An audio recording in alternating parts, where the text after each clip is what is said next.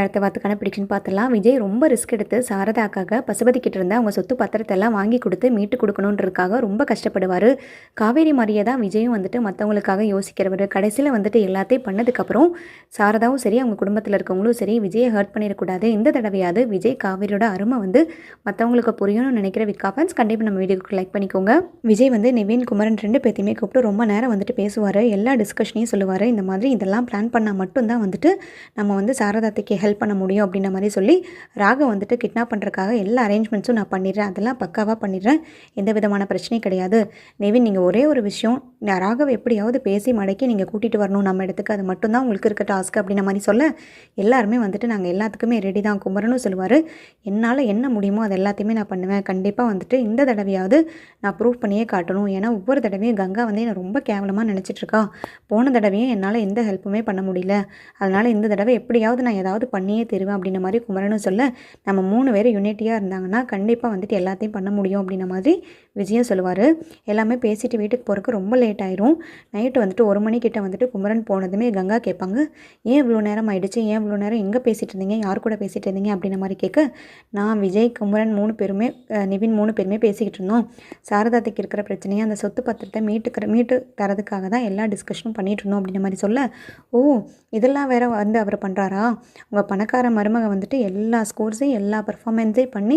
நல்ல பேர் வாங்கணும் அப்படின்ற மாதிரி யோசிக்கிறாரு. காவேரி எப்படி வந்துட்டு தனக்கு தான் வந்துட்டு நல்லா கெத்தாக இருக்கணும்னு யோசிக்கிறாளோ அதே மாதிரி அவளுக்கு தப்பாமல் வந்துட்டு இவரும் வந்திருக்காரு. காவேரி மாதிரியே வந்துட்டு இவரும் வந்துட்டு நான் மற்றவங்கிட்ட நல்ல பேர் வாங்கணும், நல்ல பேர் எடுக்கணும் அப்படின்ற மாதிரி தான் யோசிப்பார் போல இருக்குது அப்படின்ற மாதிரி கங்கா குமரன் கிட்ட சொல்ல, உடனே குமரன் திட்ட ஆரம்பிச்சிருவார். என்ன கங்கா நீ லூஸ் மாதிரி பேசிக்கிட்டு இருக்க, அவர் நம்ம குடும்பத்துக்காக தான் இவ்வளோ தூரம் யோசிக்கிறாரு, எனக்கு வராத அக்கறை கூட அவருக்கு வந்திருக்கு, அவர் நல்லது தானே நினைக்கிறாரு, அவர் எதுக்கும் நல்ல பேர் எடுக்கணும், நான் வந்துட்டு கெத்தாகணுங்கிறக்காகலாம் விஜய் அப்படி பண்ணுறது கிடையாது. அதுபோக காவேரியும் வந்துட்டு நம்ம குடும்பத்துக்காக நிறையா தியாகம் தான் பண்ணியிருக்காளே தவிர அவள் எல்லாமே பண்ணணும், மற்றவங்ககிட்ட நல்ல பேர் வாங்கணுன்றதுல கிடையாது. அவங்க 2 பேரும் என்ன பண்ணினாலும் உங்ககிட்டலாம் அவங்களுக்கு நல்ல பேரும் கிடையாது, நல்ல அபிப்பிராயமும் இருக்காது, அதை என்னாலேயே சொல்ல முடியும். உங்ககிட்ட நைட் நேரத்தில் நான் பேசிகிட்டு இருந்தால் தேவையில்லாமல் சண்டை தான் வரும், நான் போய் படுக்கிறேன் அப்படின்ற மாதிரி கோவமாக சொல்லிட்டு போயிடுவார். உடனே கங்கா புலம்ப ஆரம்பிச்சிருவாங்க.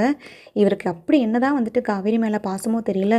என்னை விட காவேரி தான் முக்கியங்கிற மாதிரி பேசுகிறாரு. கட்டின பொண்டாட்டி நான் இருக்கும்போது அவளுக்கு என்ன அப்படி சப்போர்ட்டு அப்படின்ற மாதிரி, இதெல்லாம் என் நேரம் அப்படின்னு சொல்லிட்டு கங்கா தூங்கிடுவாங்க. அதுக்கடுத்தது பார்த்தீங்கன்னா கரெக்டாக வந்துட்டு எல்லாம் பிளான் பண்ணபடி நிவின் வந்து ஏர்போர்ட் போயிடுவார். ஏர்போர்ட் போயிட்டு எதேர்ச்சியாக வந்துட்டு ராகவ் பார்க்குற மாதிரி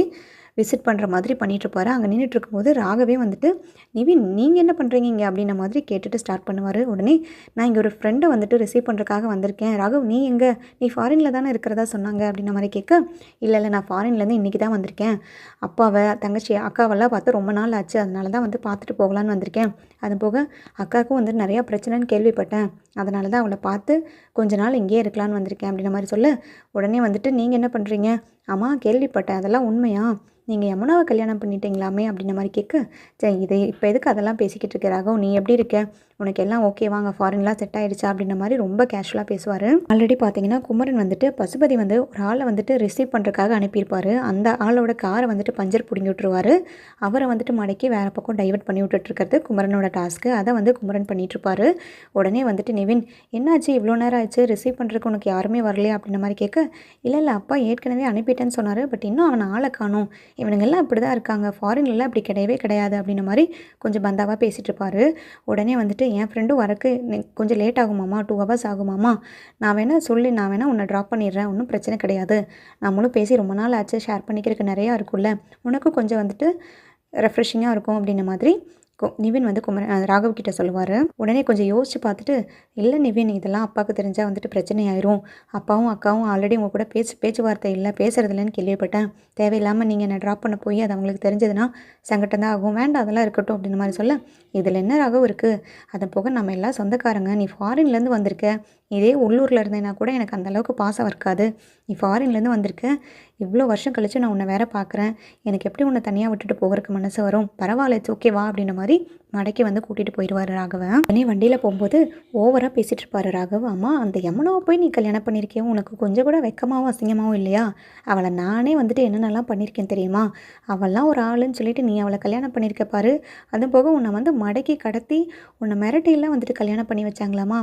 நீ ஒரு ஆம்பளை தானே, ஒருத்த மிரட்டி உன்னை கல்யாணம் பண்ணி வைக்கிறான்னா நீ அதை கூட தடுக்கிறதுக்கு உன்னால் முடியாதா, என் அக்காட்ட தான் அப்படி இருந்த,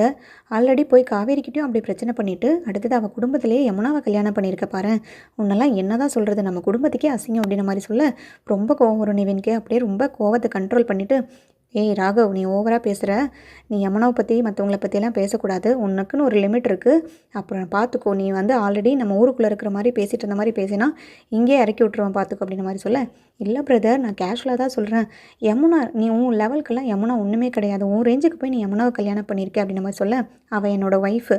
முதல்ல வந்துட்டு நீ அவளுக்கு மரியாதை கொடுத்து பேசணும், இந்த மாதிரி தேவையில்லாமல் யமுனாவை பற்றி பேசுகிற வேலையெல்லாம் வச்சுக்கிட்டேன்னா அப்புறம் பார்த்துக்கணும் ராகவ், நல்லா இருக்காது அப்படின்ற மாதிரி நிவினும் சொல்லுவார். உடனே வந்துட்டு ராகவ் அந்த மாதிரி பேசுகிறத கட் பண்ணிவிட்டு வேறு பேச்சு எடுத்துகிட்டு டைவர்ட் பண்ணி கேஷுவலாக பேசிகிட்டு இருப்பாங்க.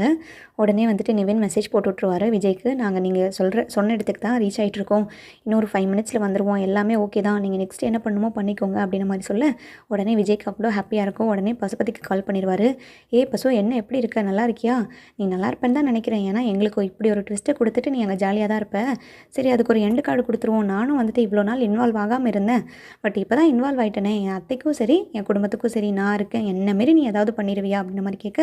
உடனே என்னடா ஓவராக பேசிக்கிட்டு இருக்க, என்ன வாயெல்லாம் ஓவராக அடிச்சுக்கிட்டு இருக்க, என்ன விஷயம், அதை முதல்ல சொல்லு அப்படின்ற மாதிரி பசுபதி கேட்க, அம்மா உன் பையன் வந்து இன்றைக்கி ஃபாரின்லேருந்து வரானாமே, வந்துட்டானா அப்படின்ற மாதிரி கேட்க, அவன் வந்துடுவான், இன்னும் ஒரு 1/2 hourல ரீச் ஆயிடுவான், அதை பற்றி நீ ஏன் கேட்குற, முதல்ல என் பையன் ஃபாரின்லேருந்து வருவான்றது உனக்கு எப்படி தெரியும் அப்படின்ற மாதிரி கேட்க, எனக்கு தெரியாமல் இருக்குமா, எல்லா நியூஸும் எனக்கு வந்துருச்சு, அது போக இப்போ இன்னொரு விஷயத்த சொல்கிறேன் கேட்டுக்கோ, உன் பையன் நான் 1/2 hourலலாம் வரமாட்டான், நீ வந்து இங்கே 1/2 hourல வரலனா உன் பையன் உனக்கு கிடைக்க மாட்டான், நான் சொன்ன மாதிரி முதல்ல பத்திரத்தை எடுத்துகிட்டு நான் சொல்கிற அட்ரஸ்க்கு நீ வந்துரு, பத்திரம் முக்கியம் எனக்கு, உனக்கு என்னானாலும் பரவாயில்ல, பத்திரத்தை பத்திரமா எடுத்துகிட்டு நான் சொல்கிற இடத்துக்கு வந்துடு, லொக்கேஷன் அனுப்பி விட்றேன் அப்படின்ற மாதிரி சொல்ல, விஜய் இங்கே பாரு, என் பையனுக்கு எதுவுமே ஆயிடக்கூடாது, என் பையனை வந்துட்டு ரொம்ப வருஷம் கழித்து நானே பார்க்க போகிறேன், என் பையன் தான் எனக்கு எல்லாமே, எனக்கு பின்னாடி என் பையன் தான் எல்லாத்தையும் பண்ணணும், என் பையனுக்கு மட்டும் ஏதாவது ஆச்சுன்னா அவ்வளோதான் அப்படின்ற மாதிரி சொல்ல, உன் பையனுக்கும் ஒன்றாகாது, யாருக்கும் ஒன்றாகாது, நான் சொன்ன மாதிரி எங்கள் வீட்டோட பத்திரத்தை வந்துட்டு நீ என்கிட்ட ஒப்படைச்சிட்டேன், என் அத்தைகிட்ட ஒப்படைச்சிட்டேன்னா உனக்கு எந்த விதமான பிரச்சனையும் வராது, உன் பையன் மேலேயே நான் கை வைக்க போகிறது கிடையாது, மரியாதையாக வந்துட்டு இன்னும் உனக்கு 1/2 hour தான் டைம் அப்படின்ற மாதிரி சொல்ல, உடனே நான் வந்துடுறேன் அப்படின்ற மாதிரி பசுபதி பதறிட்டு சொல்லுவார். அடுத்தது பார்த்தீங்கன்னா காவேரிக்கு வந்து விஜய் கால் பண்ணுவார். காவேரி, நீ அத்தைக்கிட்ட சொல்லி நான் முக்கியமான விஷயம் ஒன்று சொல்ல போகிறேன், அத்தைக்கிட்ட நீ பொறுமையாக சொல்லி சீக்கிரமாக வந்துட்டு அத்தையை நான் சொல்கிற அட்ரஸ்க்கு கூட்டிகிட்டு வா அப்படின்ற மாதிரி சொல்ல, என்னங்க என்ன விஷயம்னு சொல்லுங்கள் முதல்ல, திடீர்னு கால் பண்ணி அத்தையை வந்து ஒரு அட்ரஸ்க்கு சொல்கிறேன் கூட்டிகிட்டு வான்னு சொன்னால் எனக்கு பதட்டமாக இருக்குது, நீங்கள் நல்லா தானே இருக்கீங்க, ஏதாவது பிரச்சனையா அப்படின்ற மாதிரி கேட்க, அதெல்லாம் ஒன்றும் கிடையாது, நம்ம வீட்டை வந்துட்டு மீட்டு தர போகிறேன், இப்போ தான் பசுபதிக்கிட்ட எல்லா அரேஞ்ச்மெண்ட்ஸும் பண்ணியாச்சு, எல்லா அரேஞ்ச்மெண்ட்ஸும் பண்ணிட்டு தான் நான் அத்தையை கூப்பிட்றேன், நம்ம பத்திரத்தை எடுத்துகிட்டு பசுபதி வந்துட்டுருக்கான், நான் சொல்கிற அட்ரஸ்க்கு நீங்களும் வந்துரு, அத்தையும் கூட்டிகிட்டு வந்துடுங்க அப்படின்ற மாதிரி சொல்ல, உடனே காவேரி சொல்லுவார், விஜய் நீங்கள் எப்படி விஜய் இதெல்லாம் பண்ணீங்க, என்னால் நம்பவே முடியல, பசுபதி உண்மையாலுமே ஒத்துக்கிட்டானா பத்திரத்தை கொடுக்குறக்கு அப்படின்ற மாதிரி கேட்க, அந்த ஸ்டோரியெல்லாம் நான் அப்புறம் உனக்கு எக்ஸ்பிளைன் பண்ணுறேன் காவேரி, அதெல்லாம் பெரிய ஸ்டோரி, நான் எப்படி வந்துட்டு பசுபதியை ஒத்துக்க வச்சேன், பசுபதி வந்து எப்படி கொடுக்க போகிறாங்கிறதெல்லாம் அப்புறம் பேசிக்கலாம், முதல்ல வந்துட்டு நீ அத்தையை கூட்டிகிட்டு சீக்கிரமாக இங்கே வா, நம்ம 1/2 hourக்குள்ளே இந்த பிரச்சனையெல்லாம் முடிச்சே ஆகணும், அவ்வளோதான், நம்மளுக்கும் டைம் இருக்குது, இதை வந்து ரொம்ப எக்ஸ்டெண்ட் பண்ணிட்டு இருந்தோன்னா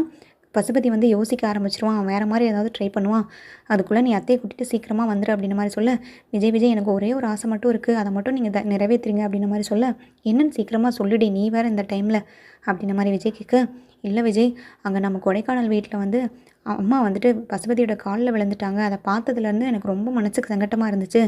நைட்டெல்லாம் இவ்வளோ நாளும் நான் தூங்காமல் தான் இருந்தேன், அவன்லாம் ஒரு ஆளுன்னு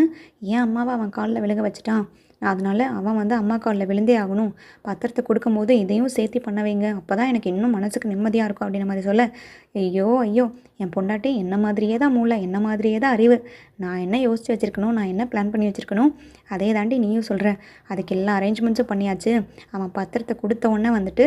அவன் பையனை ஆல்ரெடி கிட்னாப் பண்ணியாச்சு, ராகை வந்துட்டு ரிலீஸ் பண்ணணுன்னா அத்தை காலில் அவன் விழுந்தே தான் ஆகணுன்ற கண்டிஷன் தான் நான் போட போகிறேன், அத்தை காலில் அவன் விழுந்தால் தான் எனக்கும் நிம்மதியாக இருக்கும், நம்ம வீட்டுக்குள்ளேயே பூந்து உன்னையும் வந்துட்டு தரக்குறைவாக பேசி அத்தையும் காலில் விழுக வச்சுருக்கானா, நான் அதை சும்மா விட்டுருவேனா, என்னோடய மெயினான ஃபோக்கஸே அது மட்டும்தான் காவேரி, 10 லட்சம் கொடுத்து பத்திரத்தை வாங்குறதுல எனக்கு பெரிய விஷயமே கிடையாது, அத்தையை போய் அவன் காலில் விழுக வச்சுட்டான்ல, அதுக்கான பதிலடியும் அவனுக்கு கொடுத்தே ஆகணுங்கிறது தான் என்னோடய மெயின் ஃபோக்கஸே, நீ அத்தையை சீக்கிரமாக கூட்டிகிட்டு வந்துரு, நீ அது வரைக்கும் அத்தைக்கிட்ட எதுவும் சொல்லாத, சீக்கிரட்டாகவே கூட்டிகிட்டு வா, இங்கே எல்லா அரேஞ்ச்மெண்ட்ஸும் ரெடியாக இருக்குது, பசுபதி வந்துட்டுருக்கான் அப்படின்ற மாதிரி சொல்லிவிட்டு விஜய் ஃபோனை வச்சுருவார்.